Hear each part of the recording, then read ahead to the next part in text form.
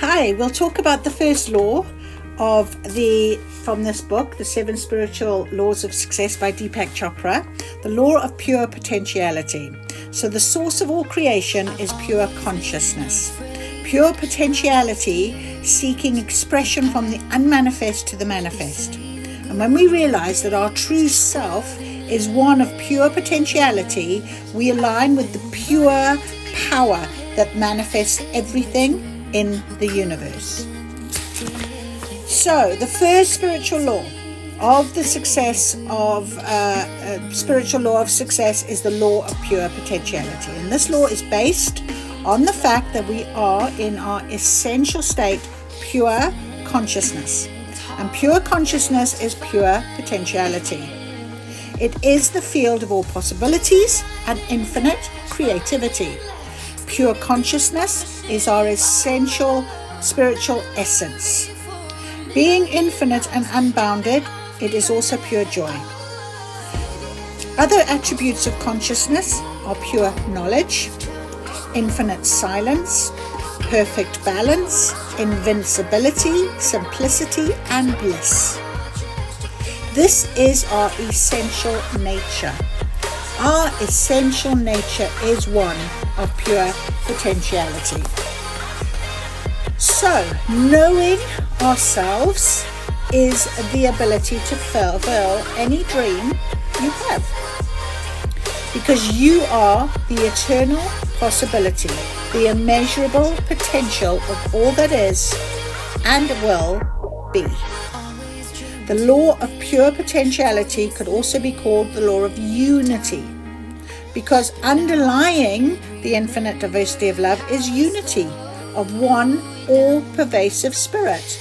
So there's no separation between you and this field of energy. The field of pure potentiality is your own self. And the more you experience your true nature, the closer you are to the field of pure potentiality. The opposite of this self-referral is object referral. And object referral is always influenced by objects outside of ourselves. So this includes your situations, your circumstances, people and things. And often we are constantly seeking approval from others.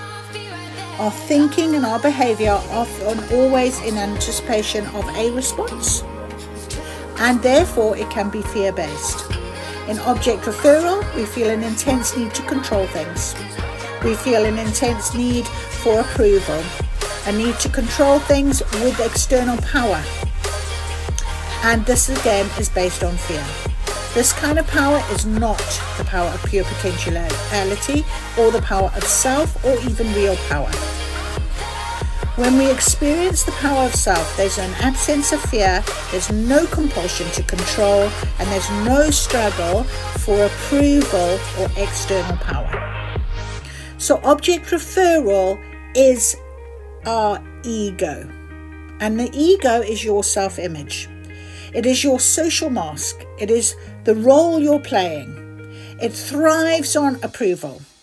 It controls. It wants to sustain power because it lives in fear. Where you talk about our true selves, it is your spirit, your soul. It's completely free of those things. It's immune to criticism. It's unfearful of any challenge, and it feels beneath no one. It's also humble and feels superior to no one because it recognizes that everyone else is the same self, the same spirit, but in different guises. So when we think of self-referral, we experience our true being, which is unfearful of challenge and respects all people. Self-power is therefore true power.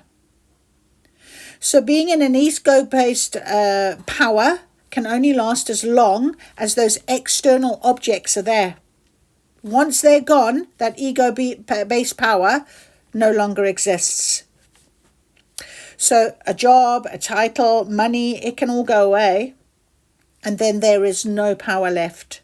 But self-power is permanent because it's based on knowledge of the self. So it draws people to you. It also draws things that you want to you. It can magnetize people, situations, and circumstances that support your desires. It is the support of divinity. It is the support that comes from being in the state of grace. Your power is such that you enjoy a bond with people and people enjoy a bond with you. Your power is that of bonding, and bonding comes from true love. So how do we apply the law of pure potentiality in our lives? Well, you have to access it. You can do this in a few ways. One is practicing silence, doing meditation, and being in a state of non-judgment of others. By doing this, we can then spend time in nature.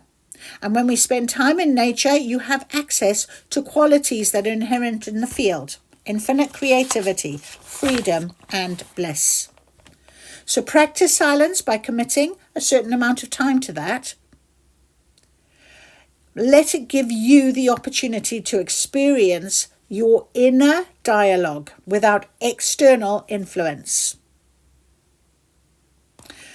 Also, we need to be able to practice spending time each day in meditation, because again, it's a way in which we learn to experience the field of pure silence and pure awareness together. And this will also ground us into a state of connectedness within ourselves.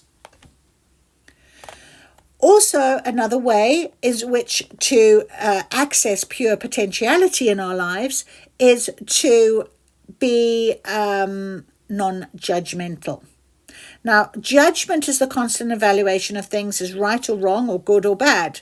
So when you are constantly evaluating, labeling, analyzing, judging, you are constricting the flow of energy between you and a field of pure potentiality, because you are literally squeezing that gap between your thoughts in a negative context.